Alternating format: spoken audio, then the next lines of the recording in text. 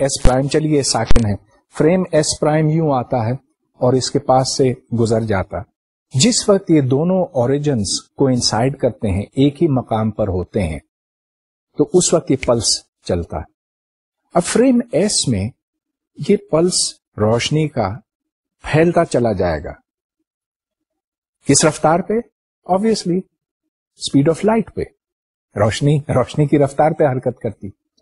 मगर अब S prime का सोचिए, एस प्राइम में ये क्या दिखाई देगा? वहां भी एक रोशनी का पल्स दिखाई देगा। अब एस में जो इनवेरिएंट इंटरवल है उसकी कीमत 0 होगी, इस वास्ते के delta x is equal to C times delta T. वो इसलिए कि जैसा कि मैंने कहा, the pulse of light is spreading out at the speed of light. दूसरी तरफ एस प्राइम में भी एग्जैक्टली यही चीज दिखाई देगी, लेकिन वहां पर delta ex prime will be equal to C into delta T prime. तो लेफ्ट साइड भी 0 है और राइट साइड भी 0 है। और यहां से हमें पता चलता है कि ये एक जरूरी शर्त है कि ये क्वांटिटी इस रेफरेंस फ्रेम और उस रेफरेंस फ्रेम दोनों में बराबर कीमत रखे। यहां पर तो आई की कीमत 0 थी, इस वास्ते के delta x was equal to C delta T. तो जब आप आई बनाते हैं उससे तो जाहिर है कि वो 0 बनता है। ऐसे इनवेरिएंट इंटरवल को हम लाइट लाइक कहते हैं, इस वास्ते के इसमें जो दो इवेंट्स हैं, एक इवेंट ये कि पल्स यहां से छूटता है और दूसरा इवेंट ये कि पल्स वहां पहुंचता है फासला डेल्टा एक्स के ऊपर, और डेल्टा एक्स इस वास्ते सी डेल्टा टी के बराबर है, या delta ex prime C delta T prime के बराबर है। ये एक खास केस है जिसको लाइट लाइक कहते हैं। मतलब ये जो दो वाकयात हैं उनको एक लाइट की रे कनेक्ट कर सकती है। तो अगर यहां से एक पल्स निकलता है और यहां पे वो पकड़ा जाता है तो दी इंटरवल इज इक्वल टू 0, इस वास्ते के सी delta T is equal to delta x. लेकिन इसके अलावा ये भी पॉसिबल है कि आई की वैल्यू पॉजिटिव हो या नेगेटिव हो। अगर पॉजिटिव है तो इसको टाइम लाइक कहते हैं, और अगर ये नेगेटिव हो तो इसको स्पेस लाइक कहते हैं। अब इनकी मैं थोड़ी सी वजाहत करना चाहूंगा। टाइम लाइक से मुराद ये कि दो इवेंट्स के दरमियान जो टाइम का फर्क है delta T, C squared delta T squared is bigger than delta x squared. तो ऐसी सूरत में अगर दो इवेंट्स में फिजिकल फासला, स्पेस के लिहाज से फासला कम हो तो ये टाइम लाइक कहलाता है, और इसके बरक्स ये स्पेस लाइक कहलाता है। अब ये याद रहे कि अगर एक इंटरवल फ्रेम एस के अंदर टाइम लाइक है या स्पेस लाइक है तो दूसरे में भी ये टाइम लाइक या स्पेस लाइक होगा। इस वास्ते के जो इंटरवल है वो नहीं बदलता, खा फ्रेम एस में हो या फ्रेम एस प्राइम में हो। अब फर्ज कीजिए आप किसी एक फ्रेम में हैं, चलिए उसको एस कहें, और उसमें कोई पार्टिकल खड़ा है। अब अगर आप एक्स और टी का एक्सिस बनाएं, टी को ऊपर की तरफ ड्रॉ करें, एक्स को इस तरफ, तो टाइम बदलता जाता है लेकिन पार्टिकल उधर ही खड़ा है, लिहाजा एक सीधी लाइन वर्टिकल आपको दिखाई देगी, and that is the world line of a particle at rest.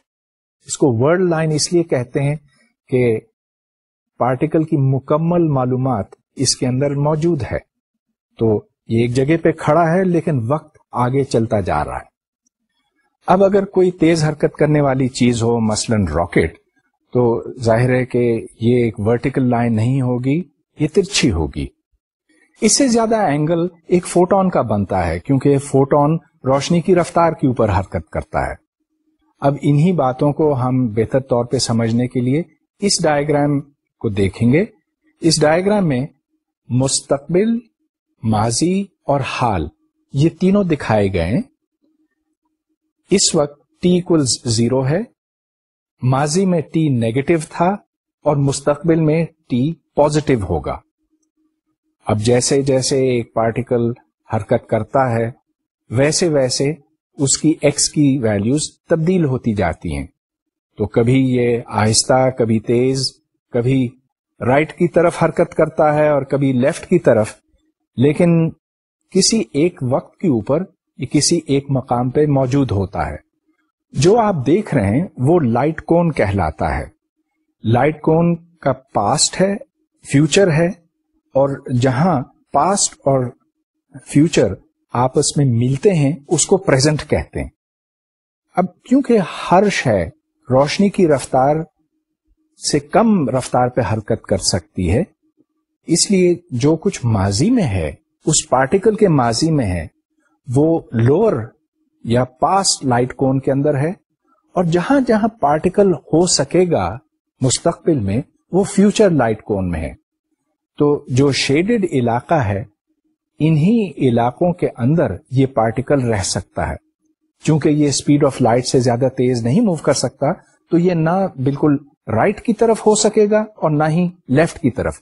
مطلب یہ کہ پاسٹ کا لائٹ کون اور فیوچر کا لائٹ کون یہی ممکنات ہیں، پارٹیکل ان سے باہر نہیں ہو سکتا. ریلیٹیوٹی میں ڈیلٹا ایکس اور ڈیلٹا ٹی.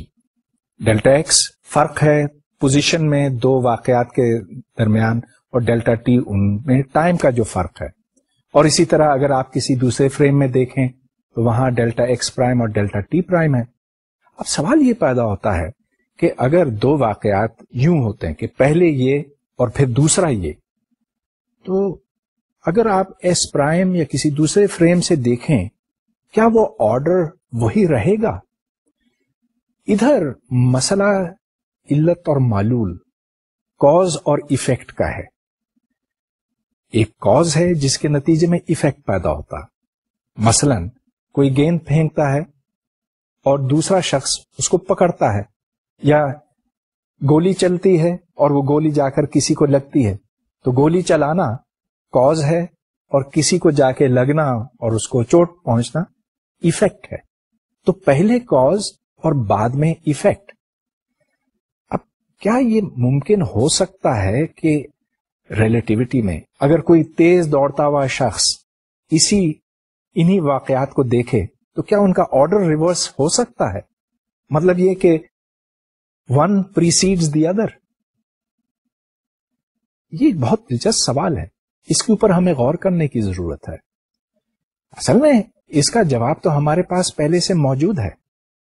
وہ اس لیے کہ اگر آپ انویرینٹ انٹرول دیکھیں آئی، جس کی قیمت ہے C delta T whole squared minus delta X squared, تو یہ ہر فریم میں وہی قیمت رکھتی ہے.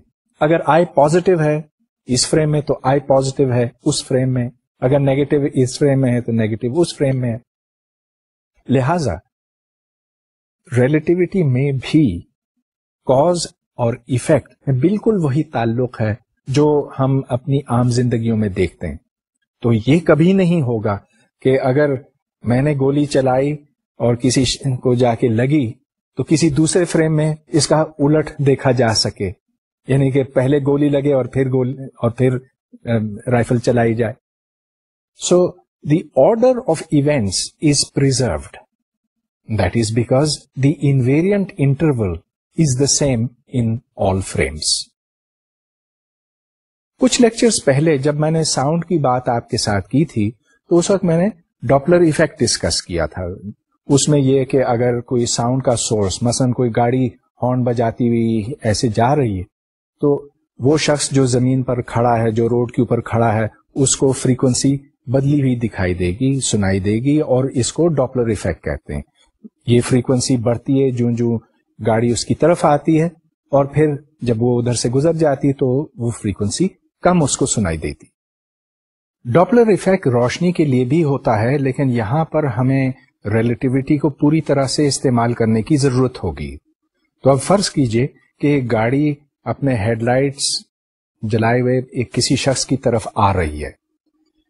اس ہیڈ لائٹ کی جو فریکوینسی ہے اس کو ہم نیو ناٹ کہیں گے، اور ٹی ناٹ اس کا ٹائم پیریڈ ہے. تو new not is 1/T not, اور this is the frequency measured in the source rest frame. Source گاڑی ہے. ہم یہ جاننا چاہتے ہیں کہ وہ شخص جو سڑک کے اوپر کھڑا